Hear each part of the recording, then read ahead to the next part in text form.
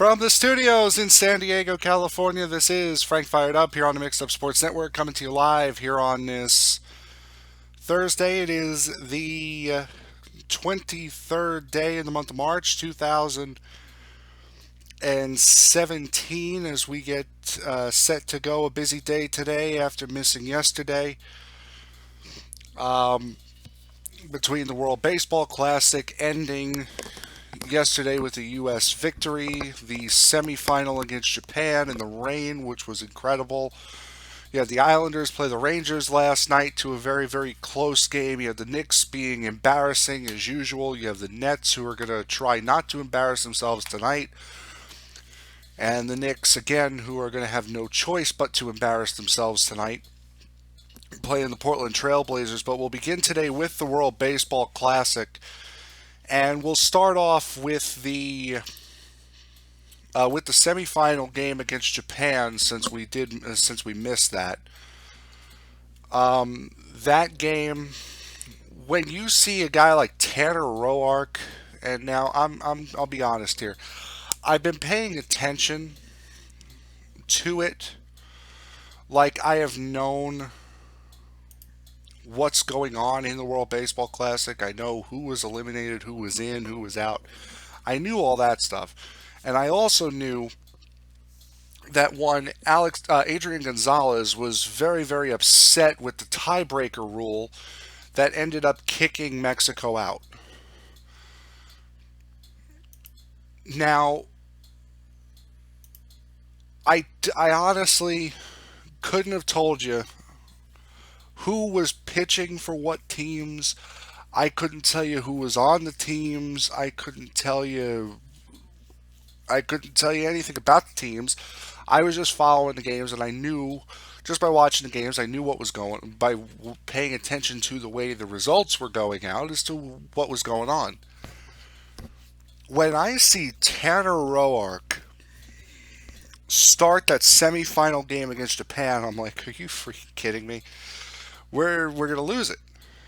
It was almost a guarantee that we were gonna lose it at that point. Not because Tanner Roark is a bad pitcher. He is a part of that Nationals group that did so well last year. But, but, Roark is a guy who has a tendency in big game spots to get shelled. It's happened before. You know it's going to happen again, and I was definitely afraid last night, on Tuesday night rather, that was going to be one of those nights because Japan is not one of those teams you mess around with. Japan won has won half of the World Baseball Classics. Um, he, I believe, they've been to the semifinal. I can promise you, they've been to the semifinal in at least three. They've been to the semifinal in all of them. Okay, so Japan been has never been eliminated before the semifinal. Meanwhile, the United States has only been to one semifinal, and that was the second year in 2009.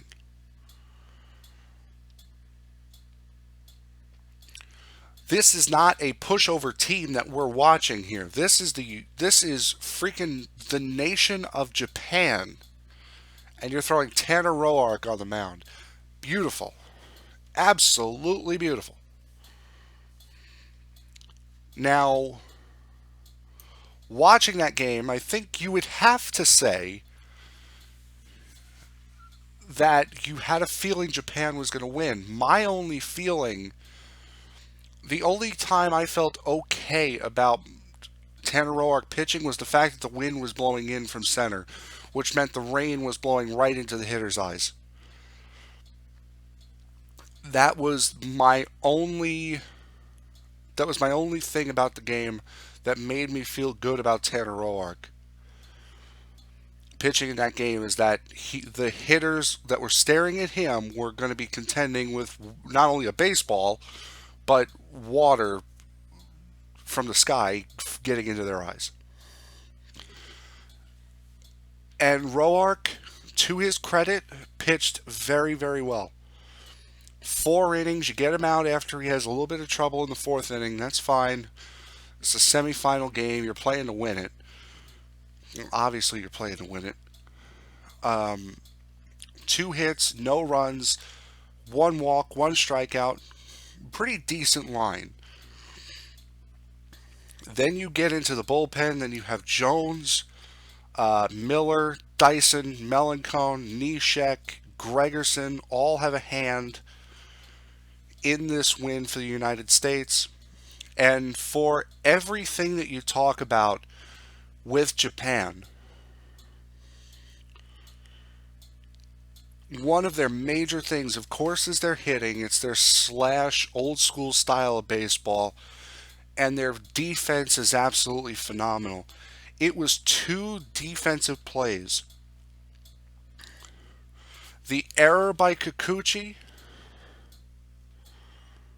that cost them the run in the eighth.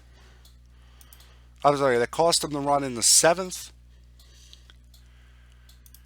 And then I believe in the eighth, you had another one.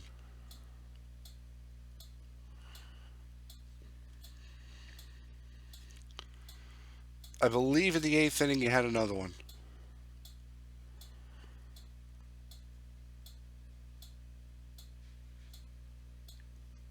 But I can tell you, but I can tell you for certain that Kikuchi, the second baseman, he had a bad night. He had a bad night. He had the error in the fourth that gave the U.S. the lead. Japan does get it back in the sixth. The U.S. retakes the lead in the eighth to hold on. And he also had that play, I think it was in the second inning, that double play on a phenomenal diving stop by Matsuda at third. Diving stop, throw to second, seemed to be out. Throw to first, definitely out. Leland goes and challenges, and this was my biggest complaint from the game on Tuesday night. And if you follow me on social media, you will have seen me comment this. If there were no rule about how many challenges a manager got in the game, everything that baseball has been doing between the pitch clock, batters not being able to step out of the box and take their time, shortening the half innings, all of that, and everything else that baseball has done to try to shorten the time of a game would all go for naught. The U.S. had 4 challenges in 3 innings. They had 1 in the second, 1 in the third, 2 in the fourth. Japan, I believe, had 1 in either the second or the third inning. It Those 2 or 3 innings dragged on for an hour. They dragged on. If you ever needed a reason as to why managers only get 1 challenge, just watch the first half of this game, because that was the reason. That was definitely the reason. I'm assuming it's because it was World Baseball Classic. I'm assuming it is because it was a semifinal. I'm very surprised that game did not get stopped, at least delayed, in the middle of that. Because in the what was it, the fourth or fifth inning, you're starting to see puddles down the baselines, right in where the second or third baseman's supposed to stand. Your second baseman and shortstop is supposed to stand. You're seeing big puddles now. We've seen we've seen games get put on hold for less than that, and they went through it. They went through it and played through it. So credit the World Baseball Classic and the umpires for not being too twitchy about the being too giddy with the tarp that was on the field that they showed on screen for about 20 seconds on the broadcast. But I'll give them credit for that. It was just a very, very good game between two very, very good nations. And that gets you to the final, which was Puerto Rico versus the United States last night. And mixed emotions about this game, I'll be perfectly honest. Of course, as an American, you want the United States to win. But as a Met fan, I don't want to see Seth Lugo get drilled. That, and you also want T.J. Rivera, who was playing first base for the DR last night for Puerto Rico last night, have a decent game. Well, Rivera didn't really do much of anything. He actually ended up getting taken out of the game, and Lugo allows 4 runs on 5 hits. He struck out 7 though, so you give it that. He strikes out 7, but the 5 hits, 4 runs in 4+ innings, that doesn't sit well with you if you're a Met fan. Now, he had pitched absolutely fantastically over the course of this tournament. Just last night, when Puerto Rico needed him to be fantastic, he wasn't. And you could almost get the sense that the winner of this game was going to be whoever struck first. When Ian Kinsler hits that home run in the top of the third inning, the game's over. The game is over right there. The U.S. adds 2 more in the fifth inning. There's no sense in watching the game anymore. It's over. You could sense it was over. This was going to be a game of who got on the board first. Because remember, Puerto Rico a week ago, or 5 days ago, or whenever, they hit Stroman, and they hit Stroman good. You give up 5 runs on 7 hits or something like that. This game, Stroman takes a no-hitter into the 7th inning, and the U.S. is tearing the cover off the ball. The only guy who did not get a hit for the U.S. was Adam Jones. That was the only guy. Stroman stays on and pitches 6. Dyson comes in, 2 strikeouts in the 7th. Neshek comes in again, strikeout in the 8th, and then it's Robertson who closes it out, and the United States has won their first World Baseball Classic in their second time being in the semifinal and then getting in. That, and this is also the second straight World Baseball Classic that Puerto Rico has lost in the final. Remember, they lost in 2013. They lost in the final to the Dominican Republic. So Puerto Rico not only has lost 2 consecutive times in the final, they've been shut out twice in the final. 2013, the Dominican beat them 3-0, and the United States beat them 8-0 last night.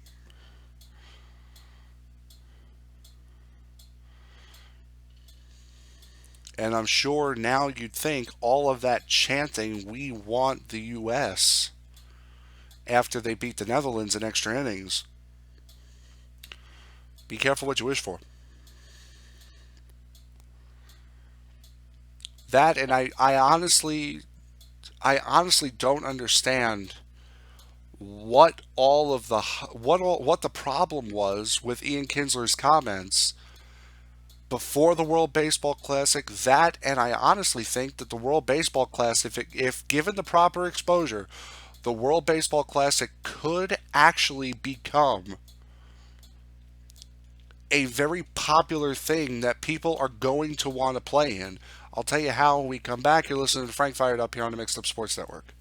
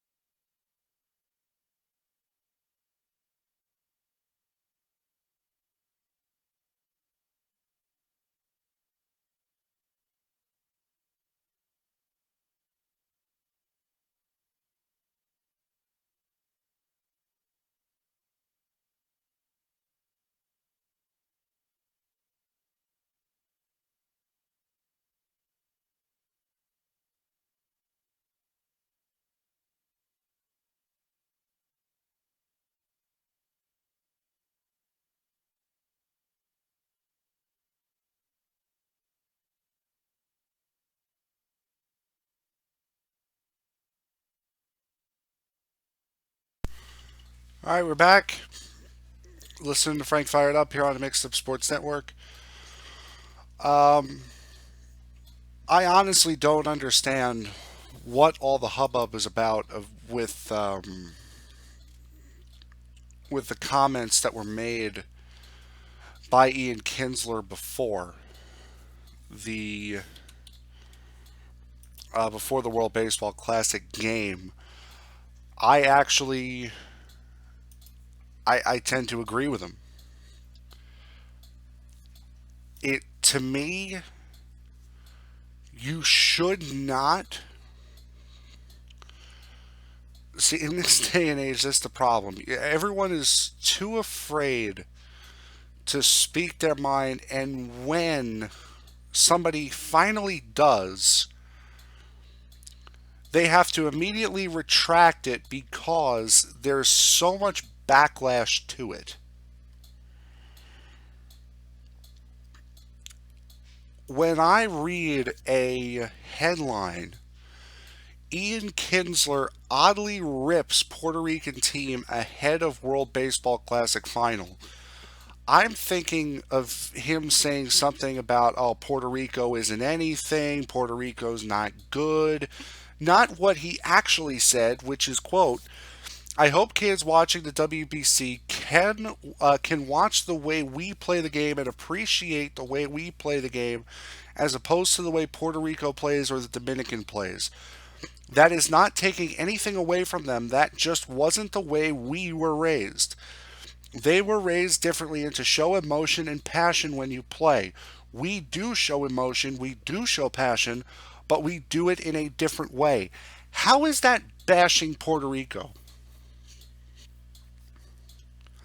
I see absolutely nothing wrong with that. That is him making a comparison. And because one person, or because, see, this is the problem with blogs. This is why I don't do one.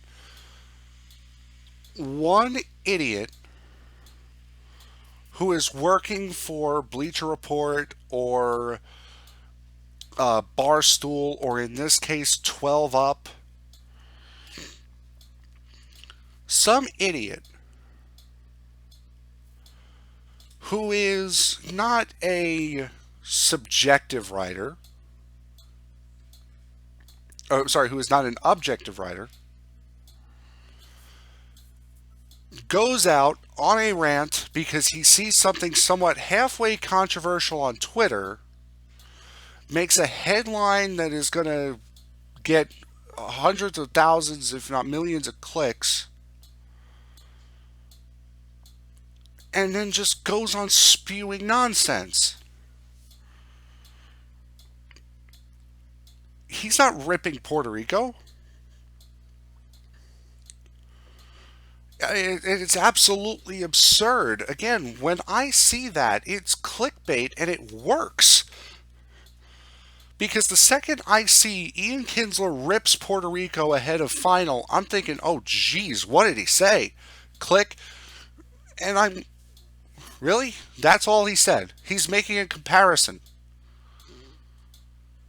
He's comparing the way people in the U.S. were brought up to show emotion during a baseball game compared to Puerto Rico and the Dominican Republic. He didn't say anything that they were wrong.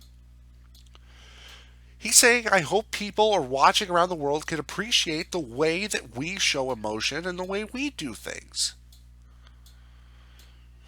He's not saying our way is better. He's not saying our way is right. He's saying, I hope they can appreciate it just in the same way they appreciate everywhere else.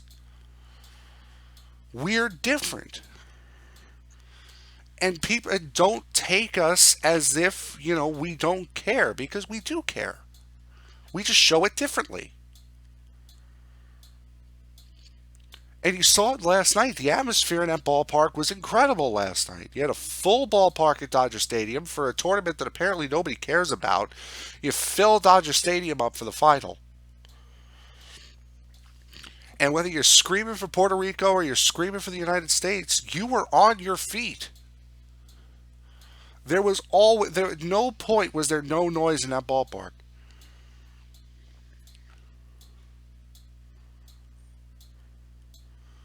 It was a great atmosphere. It made it fun to watch. Christian Yelich said, "That's the most fun I've had playing baseball ever."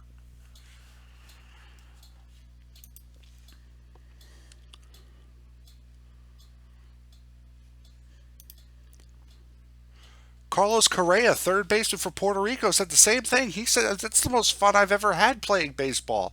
The atmosphere was incredible.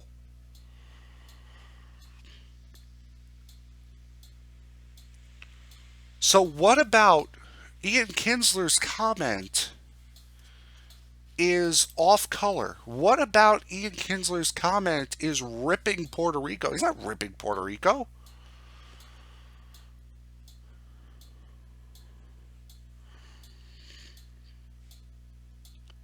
Again, this is why I don't. This is why when I'm looking at sources, I don't look at Barstool. I don't look at 12 Up because it's all bloggers that don't care.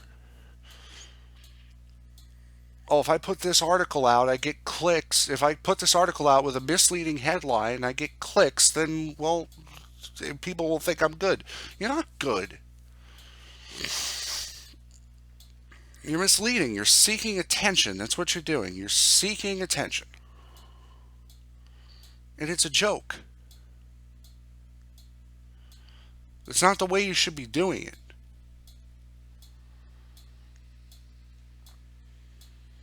The only reason why writing is still around is because of the newspapers and bloggers. That's why. That's the only reason why people write anything nowadays. Newspapers and bloggers. That's it. Other than that, why?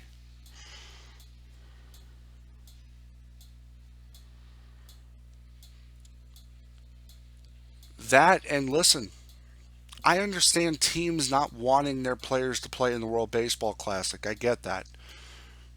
Because you find yourself in a situation that the Yankees find themselves in with Didi Gregorius right now is he just got hurt in the World Baseball Classic. I heard an argument yesterday, I believe it was on Boomer and Carton, that he got hurt in an exhibition game that means nothing. Okay, so if you go by that logic of him being getting hurt in an exhibition game that means nothing, what's the difference of him getting hurt in the World Baseball Classic for a month or him getting hurt for a month in spring training? What's the difference there? There's none. While your players are playing in spring training right now, these guys, Gregorius and everyone else who competed in this, is playing at a high level, getting ready for the season. They're doing the same thing, just at a higher intensity. That's all they're doing. They're not waiting to get yanked after the fifth inning to sit because they did their work for the day. If I were a ball player, I would revel at the chance not only to represent my country, but to get away from the mundane nonsense that is spring training. Spring training should be 2 or 3 weeks.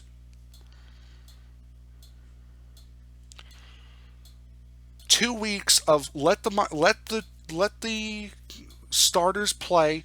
They'll get 4 innings. Then you know what? Anyone who's on the fringe of making this team, you're in. It doesn't take a month. It doesn't take 5 weeks to figure out who is going to play on that team. Most coaches already have it figured out.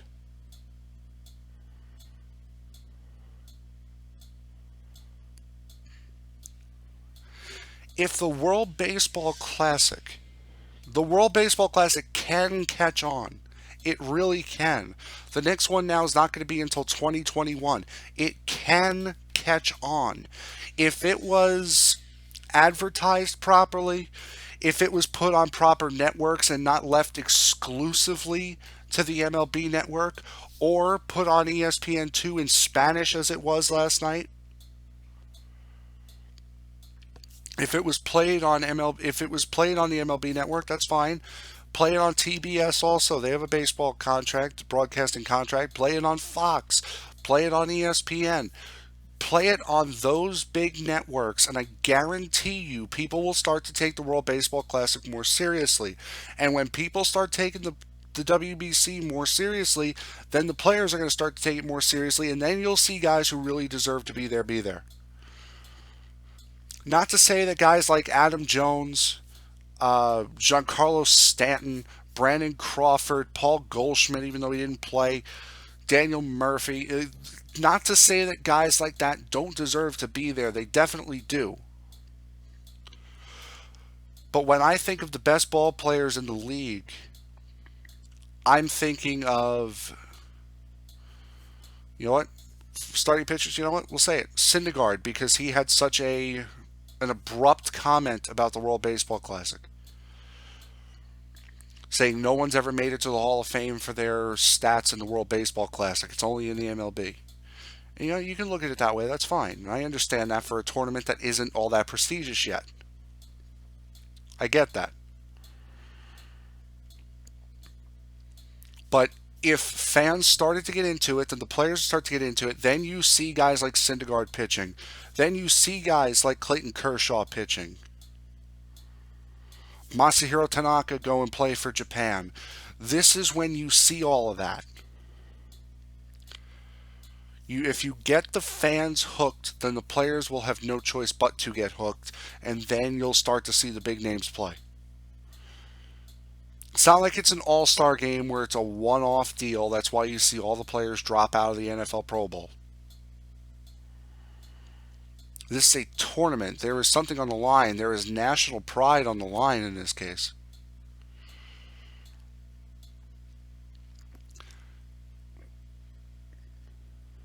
Instead of seeing instead of seeing Cespedes hitting home runs for the Mets in Port St. Lucie,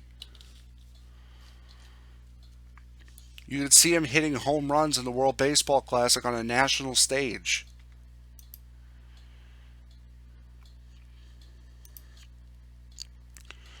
Seth Lugo's performance in the World Baseball Classic might have earned him a spot on the team.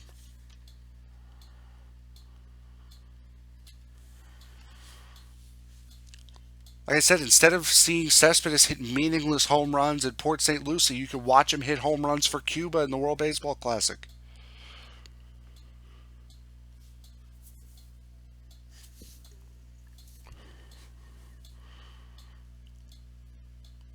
If you stayed up and watched the interview on MLB.TV on MLB the MLB network after the game against Japan, Luke Gregerson looked prouder than ever to play baseball.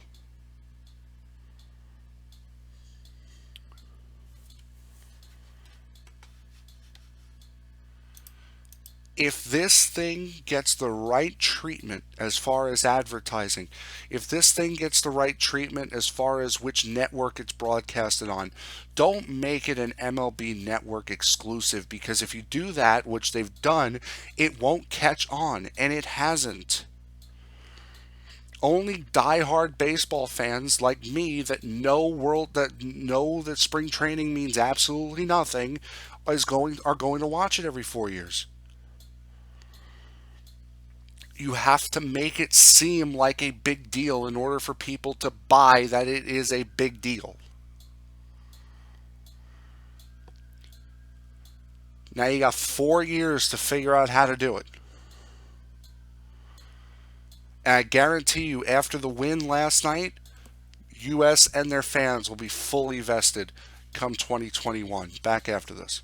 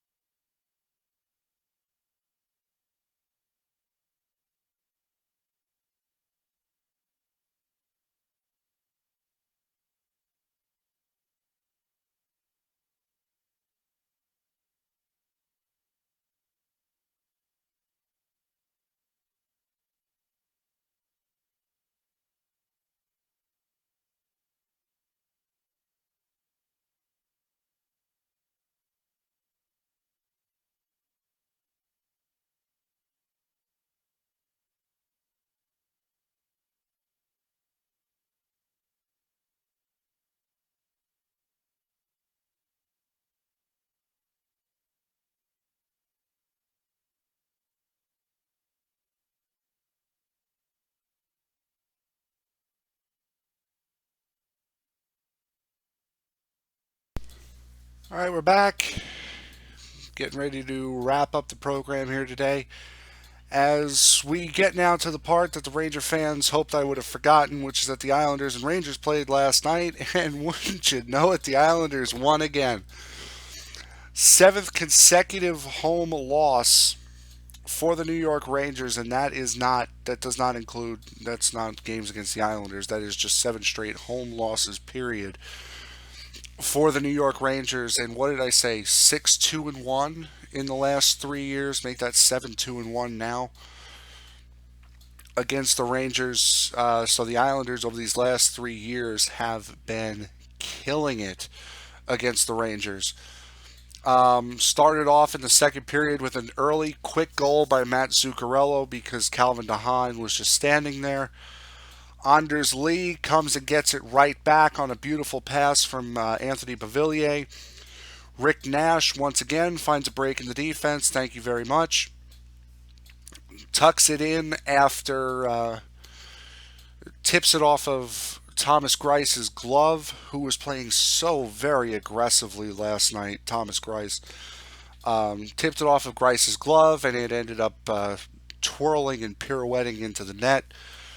Nikolai Kulemin ties it up after Joshua in the third period on a power play when Joshua Hosang put a pass into the middle, bounced off the foot of Beauvillier, and then bounced off of the foot of Nikolai Kulemin, and there's your knock hockey goal game tire in the third, and then Andrew Ladd on the power play from Tavares and Lee to give the Islanders a 3-1 lead and a 3-1 victory. Now, a couple notes coming out of this game for both teams. Tavares takes 3 penalties in the second period.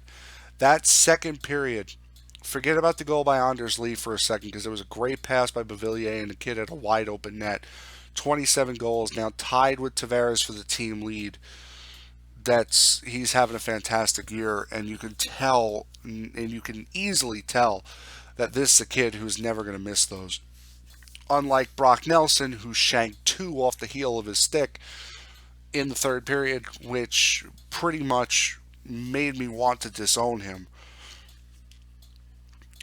Then you have the end of that third period. The second period and the end of that third period were all Rangers. All Rangers. The first period seemed rather even.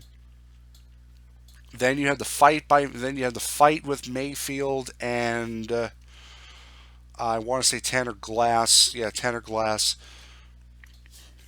Right after Anders Lee tied the game up in the second, which that was a turning point definitely, because after that then Tavares gets a penalty. The the penalties that Tavares was getting, I think he got what he get like two. I think he got 3 tripping calls against him.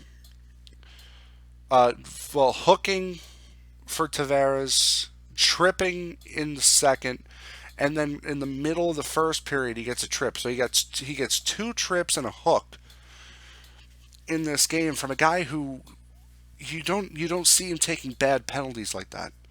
And not only did he take bad penalties, he took 3 of them last night. Not good. Really puts you on the back foot. But the worst penalty of the night was brought. Okay, I don't know which one's worse. To be perfectly honest, I don't know which one's worse. There's 3 candidates on this one. Brock Nelson's tripping of Brendan Smith, which seriously, Nelson's playing behind the net and he flat out sticks his foot out. That's all he sticks his foot out and Smith goes falling over him. That is, if not the most classic definition of tripping I've ever seen.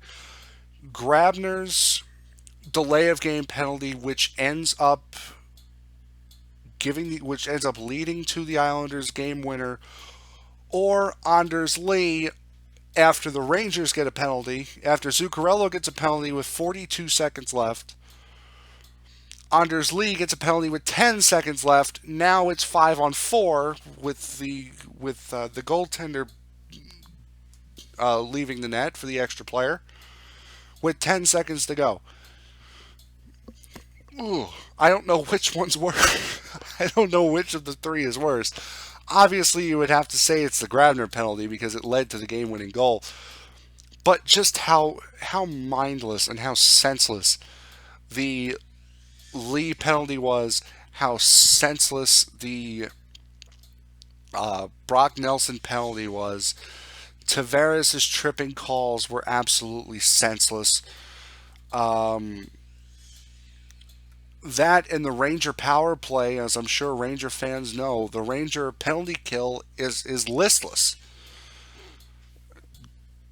They have their penalty kill percentage of these last couple games has been absolutely horrendous. They have not been playing well on the penalty kill at all. The Islanders went 2 for 4 on the penalty kill last night. Both goals in the third period came on the penalty kill.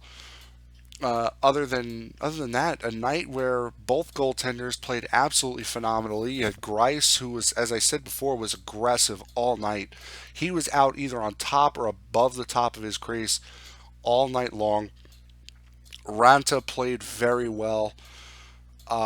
Just, I mean, this was if you wanted an Islander Ranger game for the last, if this was the last Islander Ranger game of the year, you wanted it, you got it, you got every bit of it in this game. These guys left it all out on the ice last night, and it was just an absolutely phenomenal game. That last 5 minutes, if you're an Islander fan, was very, very tense.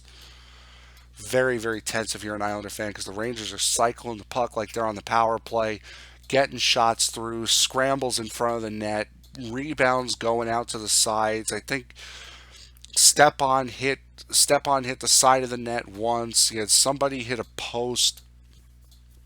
A lot of things had to go right in those last 5 minutes for the Islanders to win the game, and fortunately, if you're an Islander fan, they did. Another thing I want to bring up is something that I knew happened the second is I knew what happened the second it happened. I'm sitting there watching. I forget somebody dumps it in. Somebody for the Islanders dumps it in, plays it behind the net, and tries to send it back out, but it's a slow roller around the boards. You have now Ryan Strome playing the sideboards, and if you're Ryan Strome, you have two options. I believe it was either Hayes or Glass that had the hit. You have two options. When a puck is coming to you at the sideboards, you have two options. You can either, one, stop at the sideboards like an idiot, or you can take your momentum with you and go into the corner. Strom decides, you know what? I'm going to be stupid. I'm going to stop at the half boards and allow this guy who's coming to hit me run me over. The second he gets hit, he drops his stick, throws his gloves down, and is holding his arm, hand, wrist, something as he leans over and goes to the bench. I said, this idiot just broke his hand or broke his wrist. There was absolutely no reason you take that puck down low every time. I don't know if it's my aggressive style, or I don't know if that's an aggressive style that's just me. I do not stop on the half boards with a defenseman coming towards me. I don't do that. I'll give him a moving target to hit. I'm not going to stand in one spot. But like I said, the second I saw that hit, I'm like, this stupid idiot broke his wrist. He either broke his hand or broke his wrist. Nobody drops their gloves and nobody drops their stick and shakes their gloves off that quickly, unless one, they're fighting, or two, they hurt themselves. And Strowman, no fighter. So I'm getting ready to do the show today, and I look on ESPN New York.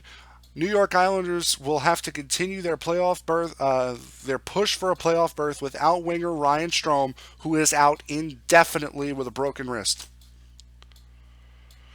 Interim coach Doug Wade said Thursday that Strome, 23, could miss between 2 and 16 weeks.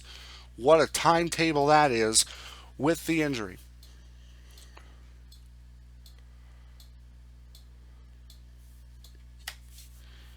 There you go. Like I said, I saw it. I knew what happened. I said, this friggin' idiot just broke his hand or his wrist, and he broke his wrist because he had to stop and play on the half boards. I don't get that. I don't get that. It the decision made no sense. I saw live. I saw him just before the camera panned away, and of course they showed the close up replay to show everyone else what happened.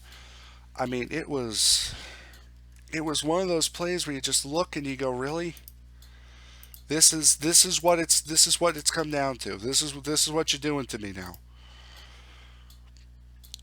I mean, it was absolutely incredible. Um, going around going around the New York sports right now.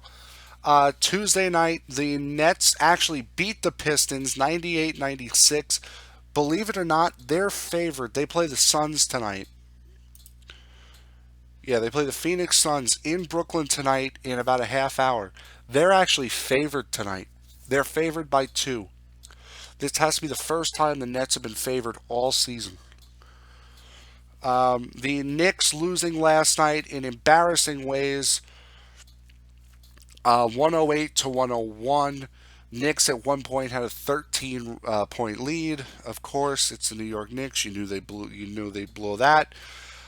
Derrick Rose after the game said, "quote I want to win." So you know Derrick Rose isn't coming back next year now. Tuesday night, the Devils beat the Rangers in overtime, 3-2, and then of course we've been going over it just now. Last night, Islanders beating the Rangers 3-2. This time in regulation.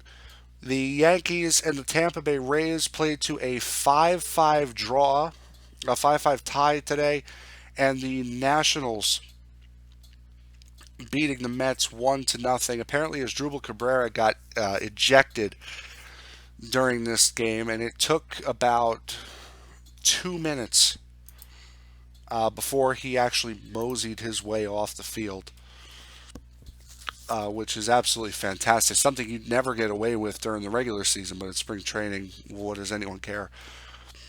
Tonight, the Suns play the Brooklyn Nets in Brooklyn. If the Nets were to win this game, it would be their fourth win in their last seven, which for this team is unprecedented. The Knicks go ahead and play the Trailblazers tonight at 10 o'clock.